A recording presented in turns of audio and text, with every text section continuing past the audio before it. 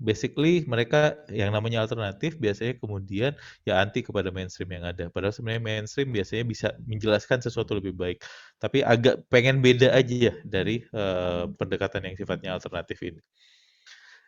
Itu kalau misalnya terkait dengan alternatif. Jadi kalau teman-teman seneng, ya seneng baca, lalu kemudian seneng dengan filosofi, filsafat, ada baiknya kemudian bisa belajar ke sana. Tapi lagi-lagi saran saya adalah belajarin dulu ya yang kemudian basic yang mainstream ya.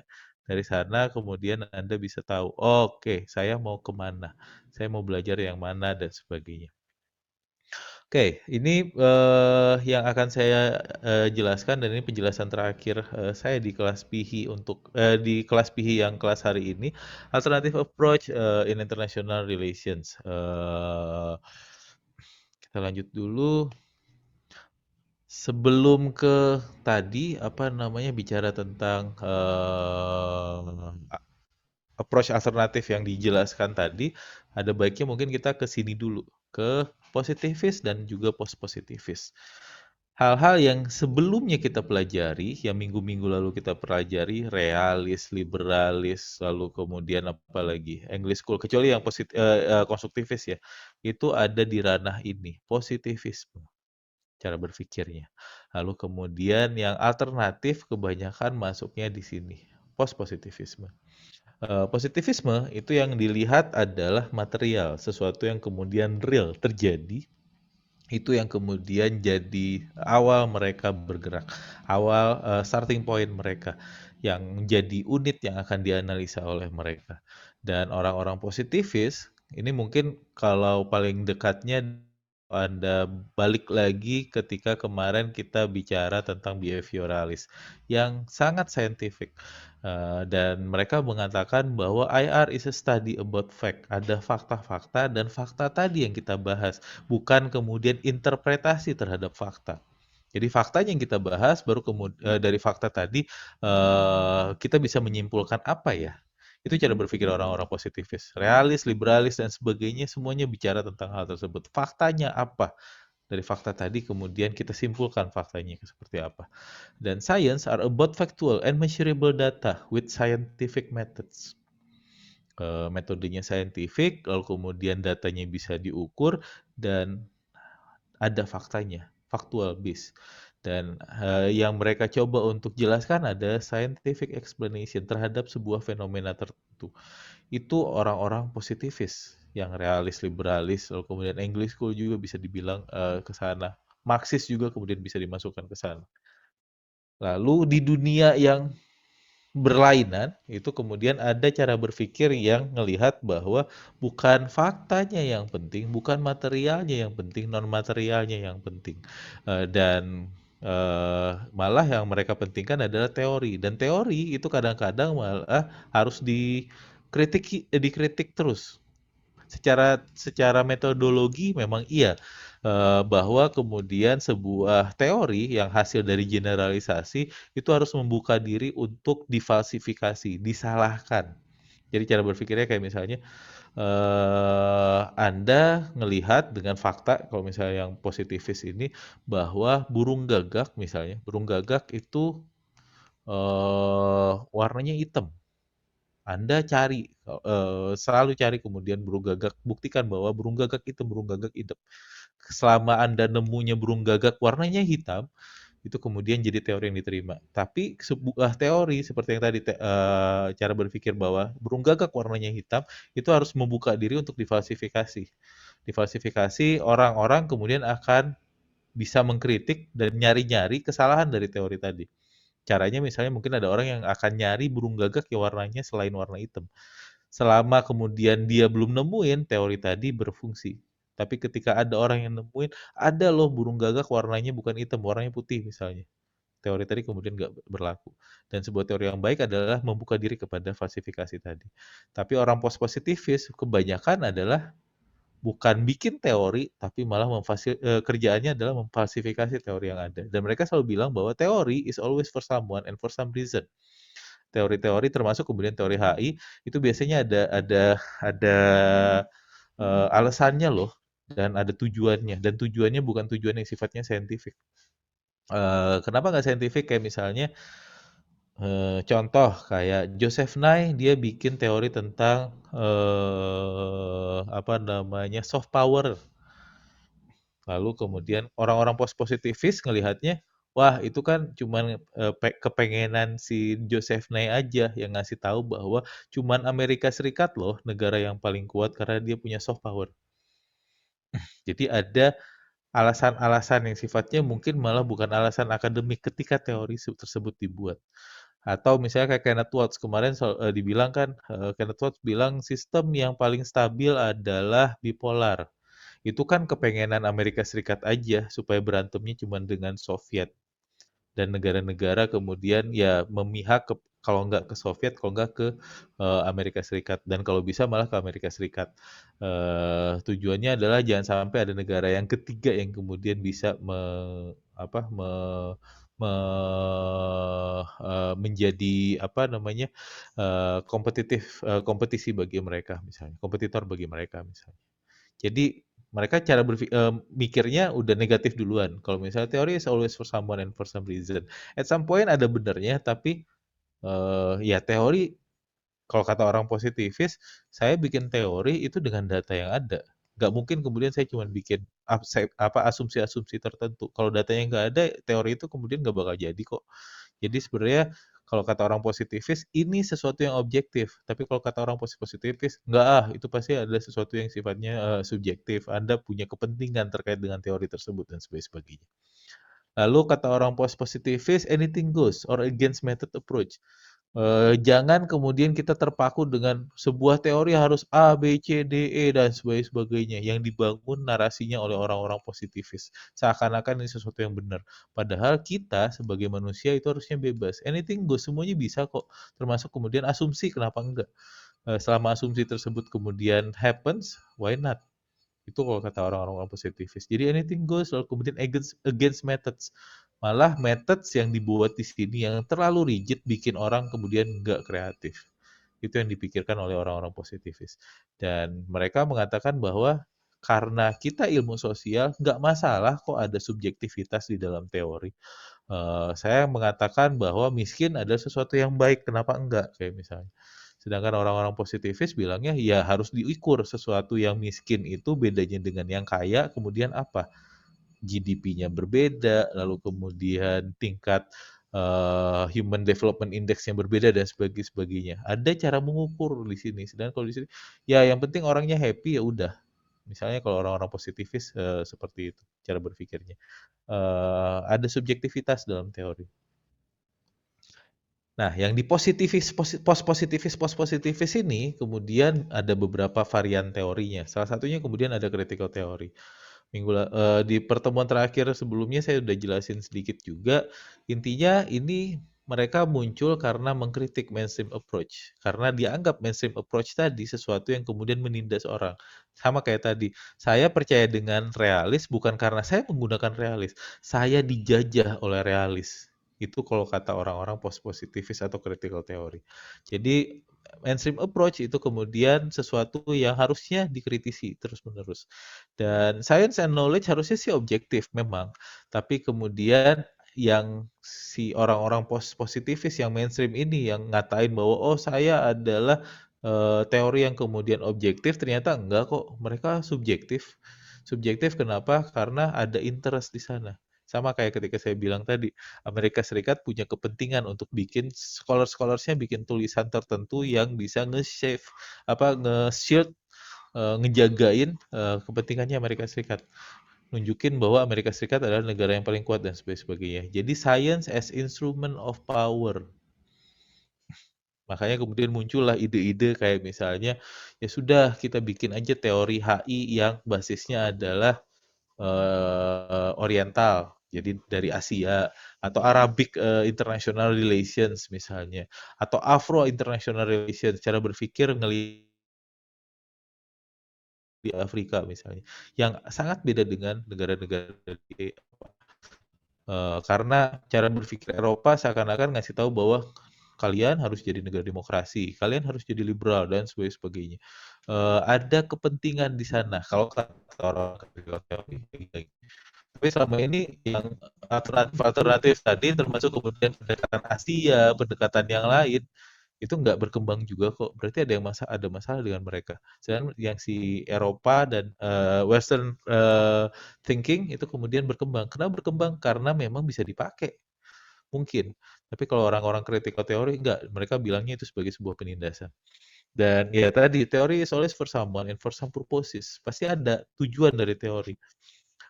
Dan tujuannya adalah tujuan-tujuan yang sifatnya bukan science, bukan ilmu pengetahuan. Jadi lagi-lagi cara berpikirnya mereka filsafat, lalu mencoba untuk mengkritisi hal-hal yang ditelurkan oleh cara berpikir yang sifatnya mainstream. Itu critical theory. Eh, Ketika ini dipakai untuk jelasin problems, mungkin mereka bakal ngelihatnya misalnya ada tindakan atau kebijakan negara tertentu kepada negara lain, cara berpikirnya adalah itu merupakan suatu penindasan dari masyarakat yang sifatnya atau cara berpikir yang sifatnya mainstream. Mungkin kayak gitu cara berpikir mereka. Dalam artian ada kepentingan di belakangnya, lalu kemudian ada tujuan-tujuan tertentu yang dikedepankan dalam tindakan-tindakan tertentu. Kemudian ada yang disebut sebagai post-structuralism. Tadi ada mirip-miripnya dengan modernisme, tapi agak berbeda. Lagi-lagi mereka ngelihat yang strukturalism tadi yang sifatnya sangat empirik, lalu kemudian yang post-strukturalism ini menggunakan metodologi yang sifatnya post-positifis. Metodologi post-positifis, cara berpikirnya adalah bukan pakai data yang valid. Jadi kalau misalnya orang-orang kualitatif kuantitatif yang ada di post positivis, kumpulkan data sebesar-besarnya dari data tadi kemudian kita interpretasikan. Sedangkan mereka lebih reflektivis. Reflektivis dalam artian datanya sih nggak perlu. Yang penting kan kita udah tahu kalau misalnya terjadi sesuatu. Hal tersebut mau didefinisikan kayak gimana. Jadi reflektivis lebih arahnya ke sana. Merefleksikan, mengasumsikan. Mereka punya asumsi duluan. Tanpa kemudian perlu asumsi tadi didukung oleh data. Jadi rejecting empirism dan knowledge is not and cannot be neutral. Mereka cara berpikirnya seperti itu. Dan all knowledge reflect the interest of the observer. Anda dengan saya mungkin cara berpikirnya bakal berbeda ketika melihat sebuah kejadian. Kayak misalnya, atau saya ada kejadian tertentu, kayak misalnya pandemi seperti saat ini. Saya backgroundnya adalah di political and security. Saya ngelihat bahwa ini adalah ancaman. Orang-orang IPE, orang-orang international political economy mungkin bakal ngelihat ada kejadian pandemi. Wah, kita bakal rugi nih secara ekonomi. Dua hal yang kemudian akan berbeda. Dan all knowledge reflect interest of the of observer. Sehingga nggak bakal netral dan nggak bakalan objektif. Jadi harusnya sebenarnya knowledge is to liberate humanity from oppressive structure. Dan tadi ketika saya pakai kacamata, saya pakai keamanan, orang-orang poststrukturalis melihatnya kamu nggak objektif, saya nggak objektif. Kenapa nggak objektif? Pakai kacamatanya, kemudian cuma kacamata keamanan saja. Padahal untuk menjelaskan sebuah fenomena, semua semua view kemudian harus dijelaskan. Dan kita harus cari alternatif image dari world politics itu seperti apa. Atau alternatif image dari sebuah kejadian tertentu itu seperti apa. Jangan kemudian cuma terpaku karena taunya cuma bidang keamanan, jelasin keamanan. Padahal itu bukan masalah keamanan doang misalnya. Sesuatu yang ya mungkin oke, benar. Tapi at some point malah eh, saya berpikirnya kayak dokter spesialis ya. Spesialis dalam artian dokter spesialis paru misalnya, dia akan ngelihat ada sesuatu yang salah nggak dengan paru-paru pasiennya. Karena pasiennya datang ke spesialis paru. Beda dengan kemudian dia datang ke spesialis saraf, dia bakal ngelihat sarafnya. Sama seperti ini. Jadi bukan berarti kemudian ketika kita keahliannya di bidang tertentu, kita dijajah oleh keahlian tersebut. Tapi cara berpikir orang post-strukturalis, Anda dieksploitasi oleh ilmu yang Anda punya atau kacamata yang Anda punya. Padahal angle-nya kemudian harusnya cukup banyak. Itu post-strukturalis. Lagi-lagi agak ribet untuk jelasin tapi cara berpikirnya kayak begitu. Ada alternatif, lalu kemudian Anda jangan sampai di apa, diopresif atau dieksploitasi oleh cara berpikir Anda sendiri.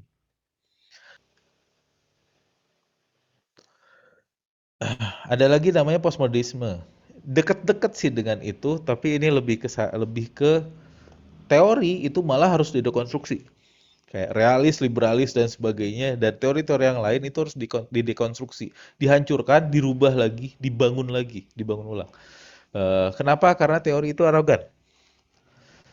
Arogan dalam artian ya tadi dia grand naratif, sesuatu yang kemudian narasi besar yang ada tujuannya, lalu malah ketika Anda terikat dengan teori tersebut, Anda apa namanya, dijajah oleh teori tersebut. Saya ketika belajar realis, oh bener ya realis bilang, seakan-akan kemudian saya pakai kacamata kuda bilang yang lain itu salah. Itu cara berpikirnya orang-orang postmodernisme. Teori harus didekonstruksi, harus dirubah, harus dihancurkan. Karena teori membuat orang kemudian cuma terpatok kepada teori tersebut. Cara orang-orang berpikir orang-orang postmodernisme adalah tadi teori itu bikin sesuatu yang tertata. Tatanan itu bukan sesuatu yang baik. Tatanan itu bikin orang kemudian apa namanya terjajah dengan tatanan tersebut, bikin orang nggak bebas.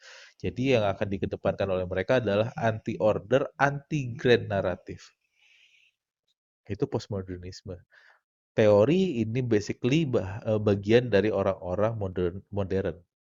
Dan teori, aturan, dan sebagainya itu dianggap sebagai sesuatu yang sifatnya arogan. Dan ini harus dihancurkan. Sehingga akan membangun dunia yang sifatnya nggak ada aturan, nggak ada lagi grand naratif, kita nggak usah memperdebatkan realis, liberalis, dan sebagainya. Lihat aja kejadian yang ada, lalu kemudian kita berpendapat terkait dengan hal tersebut. Simpelnya seperti itu terkait dengan modernisme. Anti kepada order dan juga grand naratif. Postkolonialisme. Ada juga yang kemudian ini jadi alternatif juga dan kaitannya juga dengan poststrukturalisme tadi loh kemudian postpositivisme atau critical theory. Mereka dekat-dekat semuanya, tapi dengan label-label yang berbeda-beda aja. Lebih ke apa ya? Apa namanya, fokusnya aja yang kemudian berbeda-beda, tapi cara berpikirnya mirip-mirip karena mereka sama-sama post-positivis. Satu, postkolonialisme ini mereka mengkritik bahwa dalam HI itu ada dominasi dari Western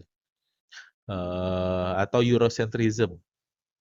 Dan real memang teori-teori HI, realis, liberalis dan sebagainya, kalau nggak semuanya dari Barat.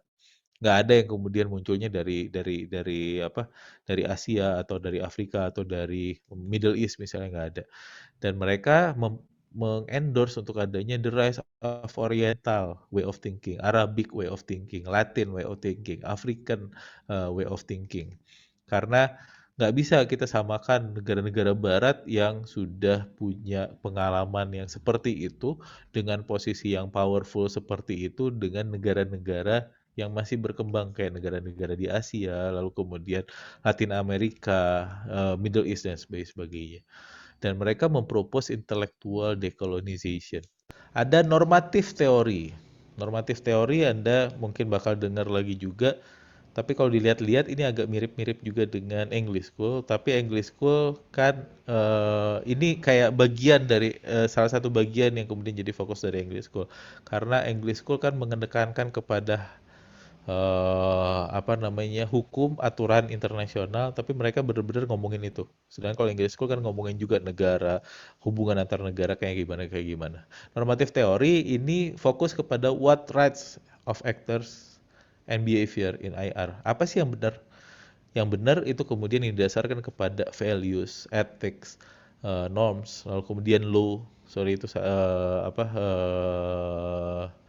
apa namanya typo hukum misalnya dan mereka hal-hal seperti itu memainkan peranan penting yang akan men-set atau mempengaruhi bagaimana negara kemudian berperilaku Dan mereka meng-highlight moral aspects. Ini sesuatu yang kemudian sifatnya terkait dengan moralitas juga.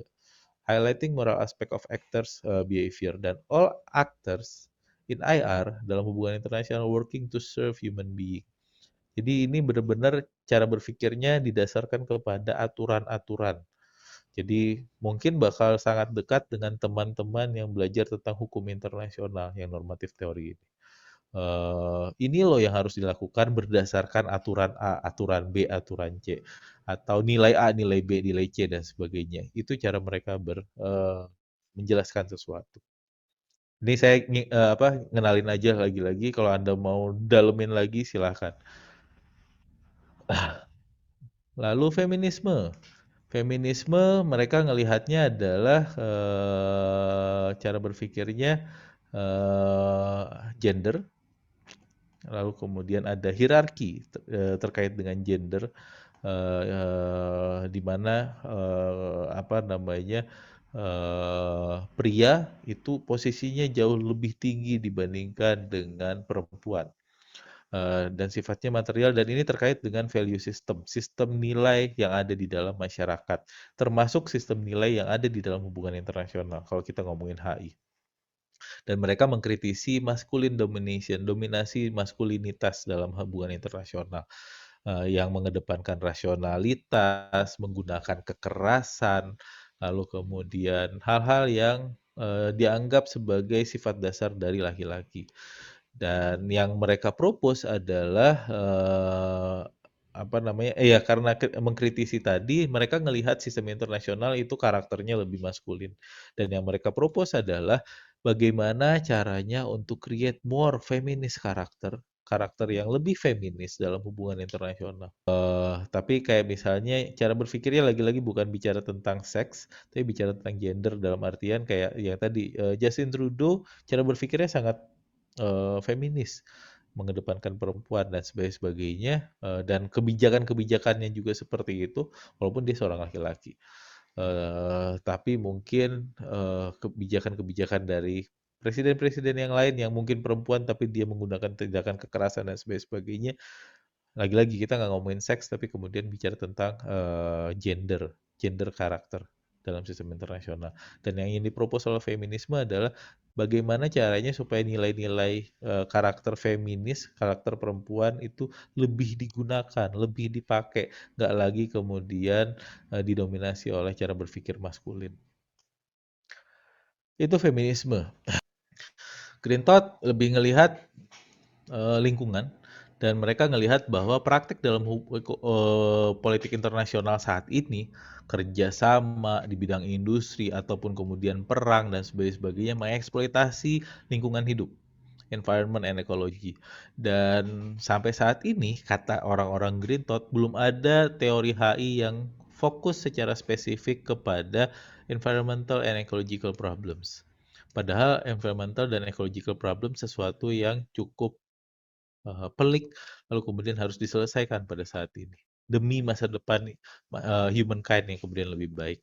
Dan ya mereka mempropos bahwa ada kebutuhan untuk adanya transformasi politik secara worldwide, secara global, di mana kemudian pembangunan modernisasi itu harus didasarkan kepada ekologi.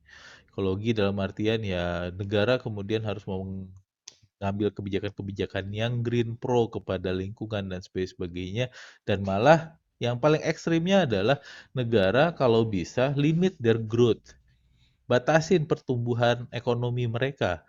Tujuannya adalah for the future of humankind, untuk kehidupan kita yang lebih baik di masa-masa yang akan datang.